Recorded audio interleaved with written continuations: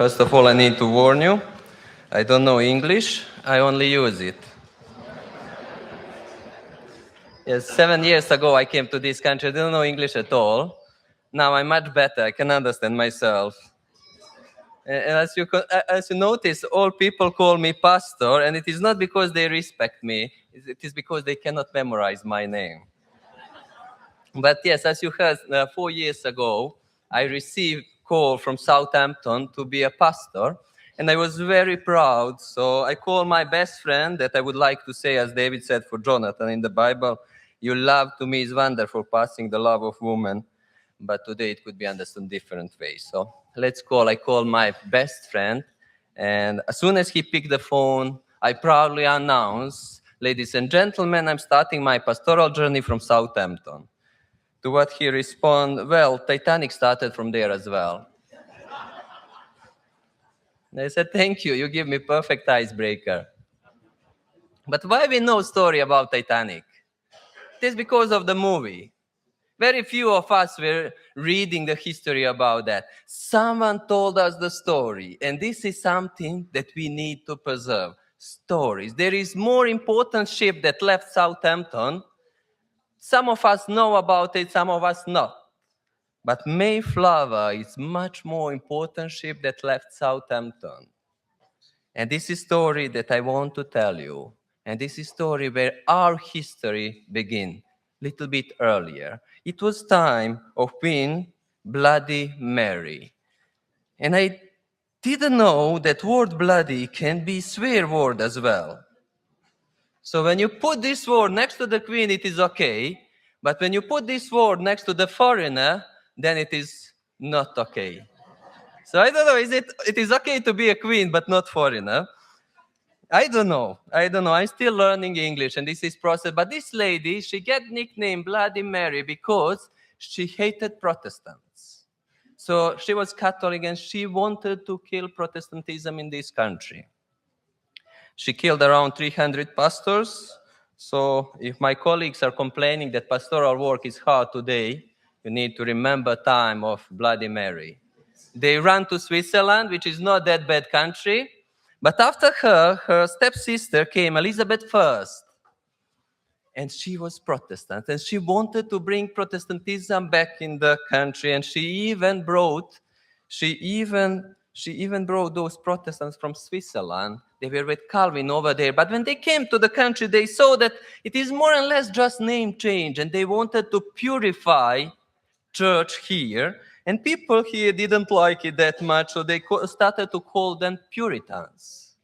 And there were two streams of Puritans. Those who wanted to reform church from inside, and those who said, okay, let's just leave it and start everything from beginning. And they were called separatists. Separatists, they suffered even more. And in her eagerness to reform the church, Queen Elizabeth I, she introduced fines for everyone who is not coming to the church, which is not that bad idea for fundraising, but I don't think it should be the way how we are fundraising.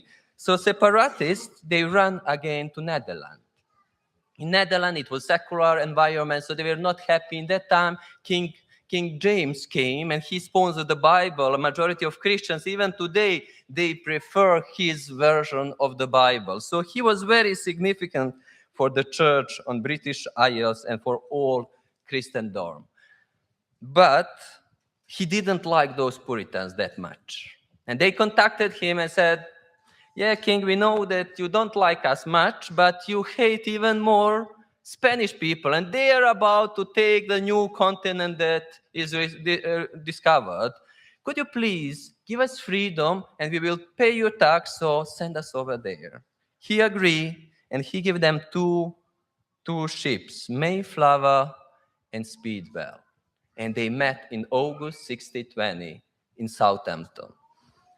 And on this ship, when baby was born on journey to America to freedom, and it was Peregrine White in the home of William and Susan White. And Peregrine was great-grandfather of James White, founder of Adventist Church. If I can get the next slide, so you can see the lineage of James White.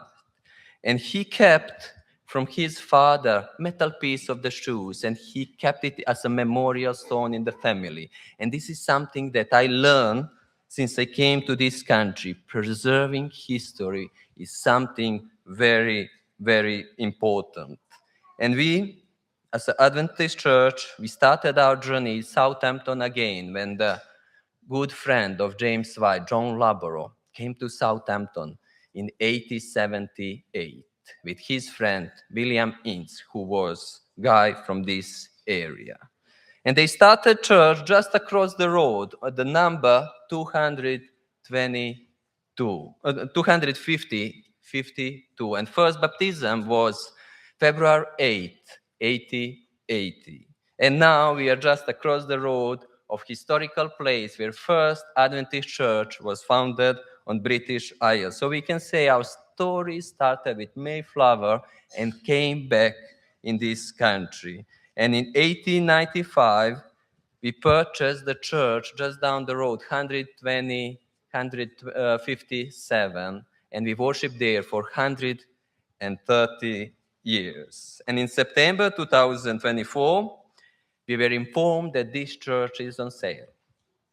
We were quite a rich church. We had 50,000 in our pocket. So we had our first meeting, and I said to the church, should we go there? Price was just 1 million. So we have 5%. It is enough. On the first day, church pledged 40,000 church members just on the first day, which is unbelievable. And then, with the support of our president from South England Conference, he gave us platforms so that we can ask other churches around to support us.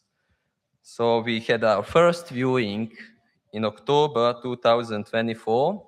If I can get this photo. Yes, so it was the selfie, not just average selfie as my generation loves. This is selfie of the history. So this is moment, despite that we didn't have money, we prayed and we had a vision that this selfie is not the last one. So now it's time to take another selfie.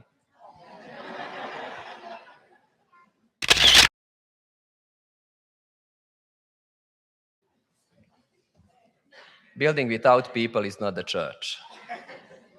Building with the people is the church. And in February 12th, this year, we get the keys of our church. It was quoted by homeless, so everything was gone. It was just a shell. So all this was done from scratch. And there was a team working hard on it. And we just finished the first phase. So if you go after this door, there is nothing. But our plan is in 4 phases to finish this building, to have a hub for local community as it used to be. So building after us is additional rooms when we want to have TV recording studio and when we want to have all place for our youngsters. And after that, you have sport hall, where we want our building to be open 7 days a week for local community to serve its purpose. And this is not the last phase. Last phase is to create heritage center. So all corridors will be gallery with historical photos, not just at Adventist Church, of URC, or before that it used to be Congregational Church, because we have much more connections that you believe so. They built their first church where we were opening our first church across the road. But then I will ask you if you can turn your back to see this stained glass window. And you can see that there is a church burning on the bottom. And this church was bombed in Second World War, their original church. And they started to build this building. And in the bottom said, "Together for an habitation of God."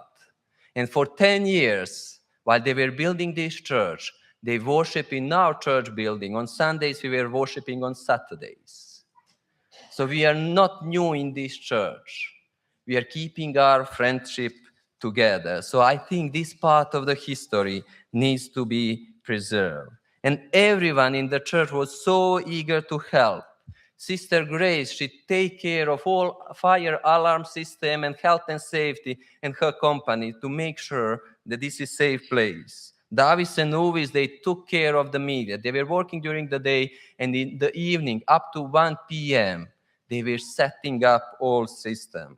Mariusz financially helped media team to make it. Megessa and Erjan, they took the care of design. So all these beautiful photos that you can see on the screen is there. Our president was great support. Despite that he was thanking more treasurer, without his push, I don't think that it will happen. So thank you very much. And thank you for the promises in the future as well. And above all, I would love to thank my beautiful wife. Could you please stand up? I just want to show off.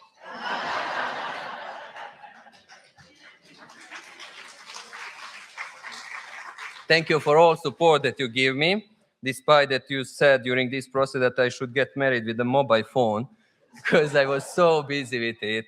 But thank you for all support. She even wrote my speech, so I think that this part she put with a purpose. Okay, this joke will cost me more than renovation of the church. But thank you very much. Also, often we get focused on Davis, on Uvis, or people who were working in the building, but we neglect our wives who are at home. So if here is Carrie and Hilda, and all wives, Andrada, all wives who were taking care of family while we were obsessed for this building to be finished as soon as possible. So thank you. Now you can please be seated. It is very nice of you. And then, when it comes to finishing an opening ceremony, everyone praise the pastor. And you get plenty of compliments. And last year I became a British, as you can hear from my accent. And I learned that kindness is very important in this culture. So I would never interrupt people while they're praising me. But I need to be honest with you. When we get a quote for the first phase to renovate this part, it was double money that we had in our pocket. But someone among us, he said, we will make it with half of the money. So it was Elder John. So maybe people get focused on me, but our Elder John, he was the one who was working 12 hours a week, 6 days, just to make sure that it is happening. So if you can please come here.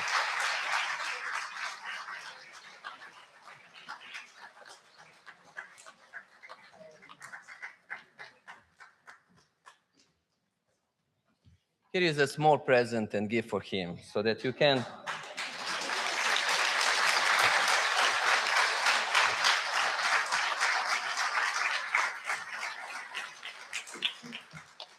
I prepared one for his assistant, Randolph, but I heard that he's here, Randolph Jr. Race. Is he here? Yes. Could you please come as well? Because he is assistant, but this is something that we neglect.